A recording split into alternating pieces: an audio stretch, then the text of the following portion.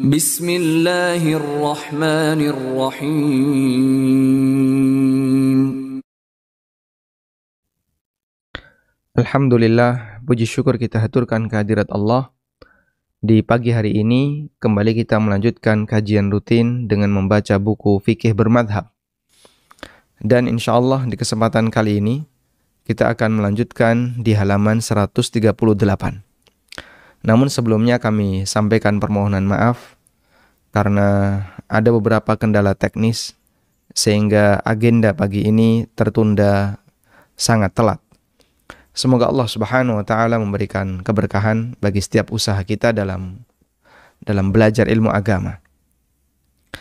Baik, bagi Bapak Ibu yang memiliki buku Fikih Bermadhab, silahkan dibuka mulai halaman 138. Tentang keberadaan ulama yang mempelajari metodologi madhab. Saya berikan gambaran secara umum yang ini berkali-kali kita sampaikan, memudahkan bagi kita untuk memahami apa sih hubungan antara ulama mujtahid dengan para muridnya dan masyarakat awam secara umum. Diibaratkan oleh Imam Al-Ghazali rahimahullah bahwa di situ ada sebuah pohon. Yang pohon ini memiliki buah.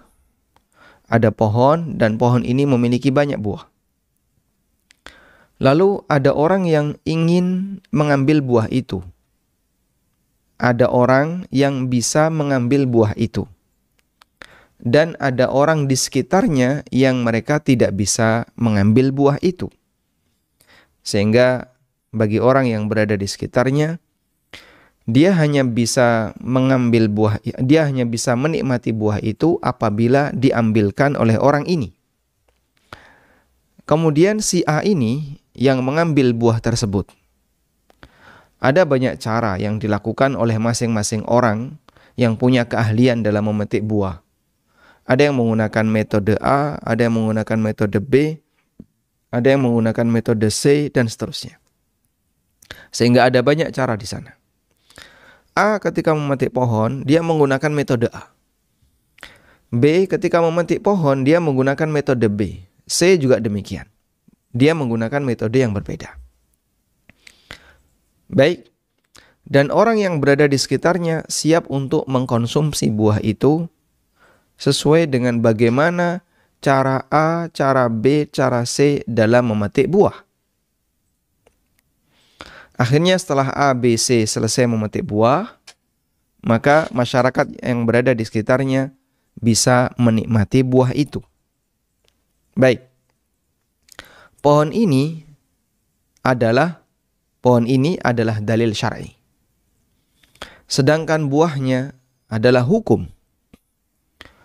Sementara A, B, dan C yang dia berusaha untuk memetik buah dan dia punya kemampuan untuk itu. Ini adalah ulama mujtahid yang mau memetik hukum dari pohon yang merupakan sumber dalil. Sementara masyarakat awam yang berada di sekitarnya, adalah para talibul ilmi, orang-orang yang belajar ilmu agama, dan masyarakat awam yang mereka ingin mendapatkan buahnya. Baik. Kemudian yang terjadi, masyarakat yang berada di sekitarnya ini, ada yang dia hanya mengambil buahnya saja.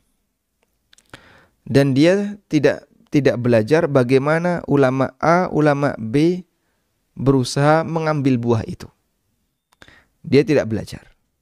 Dia tidak belajar bagaimana ulama A, B, C mengambil buah. Tapi dia hanya memanfaatkan buahnya saja. Sementara ada di antara orang yang berada di sekitarnya ini yang mempelajari metodologi. A itu kalau memetik buah, caranya kayak gini. B ketika memetik buah caranya seperti ini. C ketika memetik buah caranya seperti ini.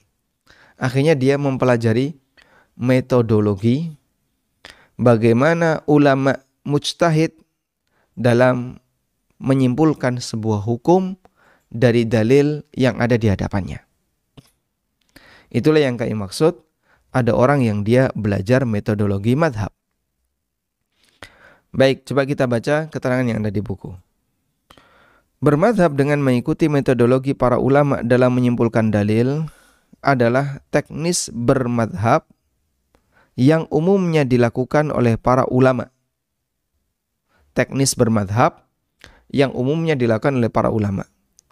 Kita mengenal ulama besar di madhab Hanafiyah, ada Ibnu Nujaim Al-Hanafi, ada Ibnul Hajj Al-Maliki, ada An-Nawawi dalam madhab Syafi'i, ada Ibnu Rajab dalam madhab Hambali. Jadi Anda bisa lihat di sini semuanya dikasih embel-embel di belakangnya Al-Hanafi, Al-Maliki, Asy-Syafi'i, Al-Hambali. Sehingga mereka dikasih identitas bahwasanya beliau berada di mazhab A, mazhab B, mazhab C. Mereka adalah deretan ulama yang bernisbah kepada mazhab tertentu karena mereka belajar mengikuti sistematika dasar dalam mazhab-mazhab tersebut. Mereka belajar mengikuti metodologi yang dilakukan oleh ulama tersebut, ulama imam mazhabnya, dalam menggali dalil. Imam Ibnu Baz rahimahullah mengomentari sikap anti madhab, la madhabiyah, yang sampai mengingkari penisbatan diri kepada mazhab tertentu. Ada sebagian orang yang berpendapat tidak boleh kita menyebut diri kita si A Asy-Syafi'i, si B Al-Maliki, si C Hambali. Tidak boleh. Nah, dikomentari oleh Syekh bin Baz, tidak benar larangan semacam itu. Beliau mengatakan, wa qaulu man qal, mengenai pendapat tentang la madhabiyah. Hadza, kata beliau, in arada alla yajiba at-tamadhuba, in arada alla yajiba at-tamadhubu wa laysa bilazimin fa huwa sahih. Jika yang dimaksud dengan la madhabiyah, tidak boleh bermadhab, maksudnya adalah orang tidak wajib dan tidak ada keharusan untuk bermadhab, maka ini benar. Dan memang demikian. Karena kita tidak wajib untuk mengikuti pendapat siapapun selain Nabi SAW. Sehingga sebagaimana saya tidak wajib mengikuti Hambali, tidak wajib mengikuti Syafi'i, tidak wajib mengikuti mazhab yang lain. Demikian pula ulama Hambali tidak wajib mengikuti Syafi'i, dan ulama Syafi'i tidak wajib mengikuti Hambali. Demikian pula mazhab yang lain. Maka jika tidak wajib mengikuti salah satu mazhab, berarti juga tidak wajib mengikuti salah satu di antara 4 mazhab. Jika kita tidak wajib mengikuti satu mazhab, berarti juga tidak wajib mengikuti salah satunya. Dipahami ya? Kamu harus Syafi'i, kalau nggak Syafi'i berdosa, misalnya ya. Ini kan tidak benar. Kamu harus Maliki, kalau nggak Maliki berdosa, ini juga nggak benar. Demikian pula untuk mazhab yang lain. Karena kita tidak wajib untuk mengikuti mazhab tertentu. Terus ada 4 mazhab. Kita juga tidak wajib mengikuti salah satu dari 4 mazhab ini. Karena kita tidak wajib mengikuti siapapun di antara manusia. Perhatikan ya, tidak wajib. Kita tidak wajib mengikuti siapapun di antara manusia kecuali Nabi Sallallahu Alaihi Wasallam. Saya katakan tidak wajib, bukan wajib tidak. Tidak wajib artinya kalau mau mengikuti silahkan, namun tidak wajib bagi siapapun untuk mengikuti. Baik, ini keterangan yang pertama. Jadi kalau ada orang yang mengatakan la madhabiyah, tidak ada madhab, jika yang dimaksud adalah tidak wajib mengikuti mazhab tertentu, ini benar. Wa in arada annahu la yajuzu ayyantasiba falaysa bisahih. Namun jika maksudnya adalah tidak boleh bernisbah kepada mazhab tertentu, falaysa bisahih, ini tidak benar. Yajuzu ayyantasibal insanu ila ayyakuna syafi'iyan au hambaliyan au malikiyan au hanafiyah. Diperbolehkan bagi seseorang untuk bernisbah kepada Syafi'i, Hambali, Maliki atau Hanafi. Li'annahu nasya'a ala dzalika. Nah, bernisbah itu kenapa Nah, di sini beliau sebutkan li'annahu nasha'a ala dzalika wa ta'allama ala masyayikhihim. Ya. Karena dia berangkat dari mazhab itu. Sehingga belajarnya itu dari mazhab tersebut. Wa ta'allama ala masyayikhihim, dan dia belajar dari guru mazhab-mazhab mereka. Sehingga dia ikut Syafi'iyah karena guru-gurunya bermazhab Syafi'i. Sehingga beliau tahu bagaimana alur fikih Syafi'i. Bagaimana cara Imam Syafi'i dalam menyimpulkan dalil. Dia mempelajari bagian metodologi. Berdasarkan keterangan di atas dan beberapa hal maka ada beberapa hal yang bisa kita simpulkan. Dan ini juga menyangkut keterangan sebelumnya ya, yang tentang penjelasan Ibnu Qayyim dan seterusnya. Maka kita bisa membuat kesimpulan. Yang pertama, bahwa dalam memahami agama, seorang muslim pasti mengikuti pendahulunya.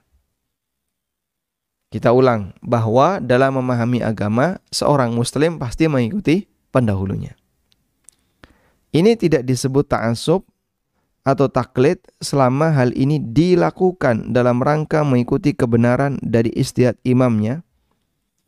Karena setiap manusia memiliki keterbatasan dalam mengetahui kebenaran. Setiap manusia memiliki keterbatasan dalam mengetahui kebenaran.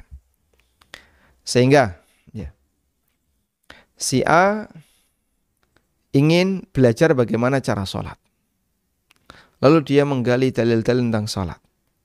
Saat dia menggali dalil-dalil tentang sholat, ada banyak bagian dari dalil yang tidak dia jumpai. Nah, kemudian dia bertanya kepada B. B ngasih penjelasan. Maka dalam hal ini A ikut B untuk bagian yang tidak diketahui oleh A. Dan masih ada bagian yang belum dia ketahui. Lalu dia tanya C. C ngasih penjelasan. Saya punya ilmu seperti ini. Oh, berarti ini ada sunnah yang belum saya lakukan. Yang kayak gini ini insya Allah hadisnya sahih. Lalu A ikut C dalam masalah ini. Dan demikian seterusnya. Karena siapapun manusia, pasti dia punya keterbatasan dalam memahami kebenaran secara utuh. Sehingga dilengkapi dengan cara dia belajar kepada A, dia belajar kepada B, dan seterusnya. Selanjutnya, bermadzhab dalam pengertian di atas, hukumnya dibolehkan. Meskipun bukan suatu keharusan, karena seseorang tidak wajib mengikuti seluruh pendapat mujtahid manapun.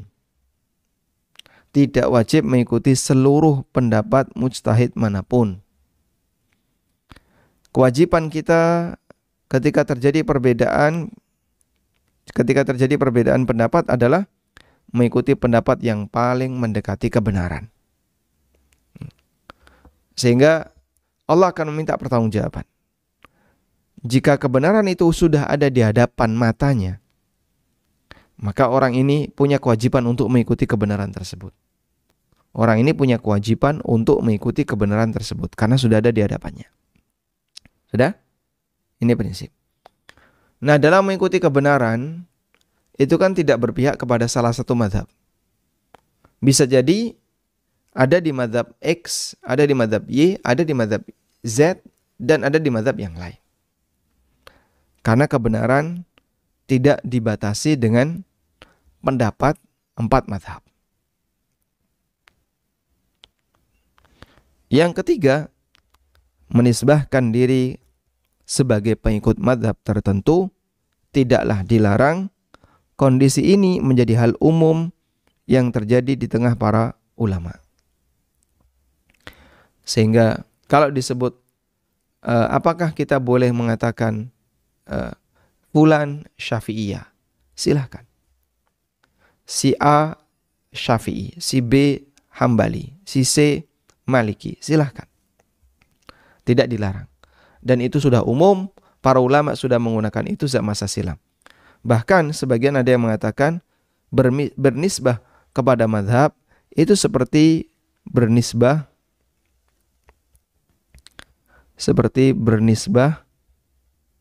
kepada sukunya. Seperti bernisbah kepada suku. Orang boleh bernisbah kepada suku. Misalnya si A At-Tamimi, berarti dia berasal dari Bani Tamim. Si B Al-Makhzumi, berarti dia berasal dari Bani Makhzum. Si C Al-Adawi, berarti dia berasal dari Bani Adi. Si X Al-Umawi, berarti dia berasal dari Bani Umayyah. Dan itu umum di masyarakat. Bahkan sudah terjadi zaman sahabat. Ya, sehingga kita mengenal beberapa nama yang masyhur, misalnya siapa? Fulan Ats-Tsaqafi, Fulan Ad-Dausi, si A dari ini. Itu ma'ruf di masa silam. Sejak zaman sahabat. Sehingga ketika bernisbah kepada suku tertentu, tidak disebut sebagai ta'assub terhadap suku itu, namun mimbabit ta'rif, dalam rangka untuk identitas. Sehingga fulan kenapa bernisbah kepada Bani Adi? Karena dia berasal dari Bani Adi. Si fulan kenapa bernisbah kepada Bani Tamim? Karena dia berasal dari Bani Tamim. Abu Bakar At-Tamimi, Umar bin Khattab Al-Adawi, Utsman bin Affan Al-Umawi, Ali bin Abi Thalib Al-Qurashi. Sehingga dari 4 Khulafaur Rasyidin itu berasal dari suku yang berbeda-beda. Nah, ada juga yang berasal dari, ada sahabat yang berasal dari Bani Makhzum, Khalid ibn Walid Al-Makhzumi. Dan Bani Makhzum ini baninya Abu Jahal Al-Makhzumi. Khalid bin Walid juga dari Bani Makhzum, karena Walid ibn Mughirah ayahnya termasuk salah satu pemuka dari Bani Makhzum. Tayyib. Sehingga bermadhab itu sebagaimana bernisbah kepada suku, dan bernisbah itu tidak melambangkan taklid. Maka orang bernisbah kepada A, kepada B, kepada C itu tidak melambangkan taklid. Sebagaimana dia bernisbah kepada suku juga tidak melambangkan taklid. Karena mimba bi ta'rif itu bagian dari identitas yang melekat pada dirinya. Nah, selanjutnya coba kita baca yang keenam, perbedaan antara taklid dengan bermadhab. Kita akan mengulang keterangan di atas mengenai perbedaan antara taklid dengan bermadhab. Dr. Khalid Ar-Ruwaiti dalam disertasinya tentang bermadhab At-Tamadhub, ini 3 jilid ya, menyebutkan perbedaan antara bermadhab dengan taklid. Beliau mengatakan, bermadhab itu mengambil pendapat ulama mujtahid. Adapun taklid mengambil pendapat orang lain, baik dia mujtahid maupun bukan mujtahid. Sehingga orang yang taklid belum tentu taklid kepada mujtahid. Misalnya dia taklid kepada tokoh agama A, padahal tokoh agama A ini bukan mujtahid. Bahkan bisa jadi dia bukan ulama. Suruh moco kitab raiso misalnya. Cuman pintar ngomong, lalu diikuti oleh orang. Sehingga sebenarnya dia orang yang bodoh dalam masalah agama, tapi diikuti oleh orang lain. Maka dalam hal ini dia bertaklid, jika ada orang yang taklid kepadanya berarti dia bertaklid kepada yang bukan ulama. Itu contoh di Indonesia cukup banyak seperti ini. Yang kedua, bermadzhab umumnya linier dari ulama mujtahid tertentu. Adapun taklid mengambil pendapat dari berbagai tokoh, tergantung orang yang ditanyai. Sehingga kalau bermadzhab, karena dia tahu, saya Syafi'iyah, belajarnya melalui jalur Syafi'i. Linier dia. Dalam mazhab Syafi'i tahapan buku yang harus dipelajari ini, X, Y, Z, agar nanti dia bisa membuat kesimpulan yang benar terkait masalah fikih. Baik. Sehingga dia linear. Ini umumnya bermadzhab. Sementara kalau taklid ya terserah. Ya, misalnya di kesempatan ini dia tanya kepada ulama Hambali, di kesempatan yang lain dia tanya kepada ulama Syafi'i, di kesempatan yang lain dia tanya kepada ulama Maliki, dan seterusnya. Yang ketiga, bermadzhab itu seperti mengikuti sebuah sistem yang terdiri dari fikih, usul fikih, dan kaidah fikih. Ya, ada kurikulumnya. Bermadzhab itu seperti ada kurikulumnya. Seperti sekolah, ada kurikulumnya. Sehingga ketika dia mengaku saya bermadzhab Syafi'i, berarti ketika itu jujur, ketika pengakuan itu benar, dia belajar fikih ini linear mengikuti kurikulum madzhab Syafi'i. Nanti dia belajar misalnya matan, buku-buku matan tuh pernyataan-pernyataan ringkas dalam masalah fikih di madzhab Syafi'i. Kemudian nanti dia naik kelas ke buku-buku yang menyebutkan tentang ikhtilaf dalam mazhab Syafi'i. Masih satu mazhab. Lalu dia naik lagi membaca buku tentang fikih perbandingan mazhab. Mazhab Syafi'i bilang apa, nanti mazhab yang lain bilang apa. Kemudian dia tarjih dengan menggunakan pendapat Syafi'iyah. Jadi sifatnya linear. Adapun taklid tidak memiliki sistem sama sekali. Karena dia tidak belajar. Taklid itu hanya mengikuti apa yang dia dengar. Yang keempat, bermadzhab secara umum bisa menjadi metodologi belajar fikih. Thariqut tafahum. Bermadzhab itu bisa menjadi thariqut tafahum, metodologi belajar fikih. Karena dia sifatnya linear. Adapun taklid bukan metode belajar fikih. Sehingga orang yang taklid dari dulu ya seperti itu aja. Hanya bisa bergantung kepada tanya jawab yang disampaikan oleh ustadz misalnya. Atau oleh kiai ketika dia nggak punya masalah. Ketika dia punya masalah tanya. Tidak lebih dari itu. Itulah taklid. Sehingga taklid dengan bermadzhab itu berbeda. Taklid dengan bermadzhab itu berbeda. Maka kata kunci dari bermadzhab intinya adalah mau belajar.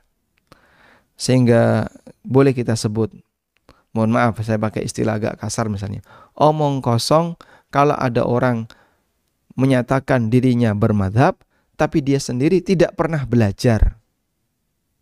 Dia menyatakan saya Syafi'iyah tapi dia nggak pernah belajar tentang fikih Syafi'i. Saya Hambali tapi dia nggak pernah belajar fikih Hambali. Saya Maliki tapi dia tidak pernah belajar fikih Maliki. Terus apa fungsi bermadzhab kalau ternyata dia tidak pernah belajar tentang apa yang pernah diajarkan oleh ulama? Maka kata kuncinya adalah belajar. Bukan sebatas mengklaim saya bermadzhab A, saya bermadzhab B, saya bermadzhab C. Kalau hanya sebatas klaim seperti ini, cah cilik ya iso. Anak kecil juga bisa. Ya. Baik, di sini saya sebutkan tentang disertasi At-Tamadhub.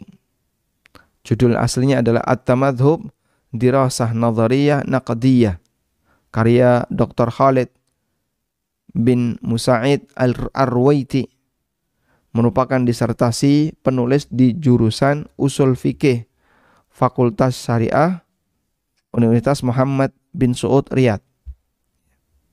Disertasi ini banyak mendapatkan pujian dari para ulama, terbit pada tahun 1431. Berarti kurang lebih 10 tahun yang lalu, 11 tahun yang lalu. Masya Allah. Dan sekarang masih dijadikan sebagai rujukan ketika orang ingin belajar tentang fikih bermadzhab. Maka disertasi ini termasuk salah satu di antara rujukannya. Termasuk buku yang saya tulis tentang fikih bermadzhab, rujukannya di antaranya adalah buku yang tadi kita sebutkan. Wallahu a'lam. Mungkin demikian yang bisa kita sampaikan sebagai pengantar. Dan sekali lagi mohon maaf, kajiannya cukup telat mengingat tadi ada qadarullah, ada kendala teknis ya. dan semoga Allah Ta'ala merahmati kita semuanya. Wassallallahu ala nabiyyina Muhammadin wa ala alihi wa sahbihi wasallam.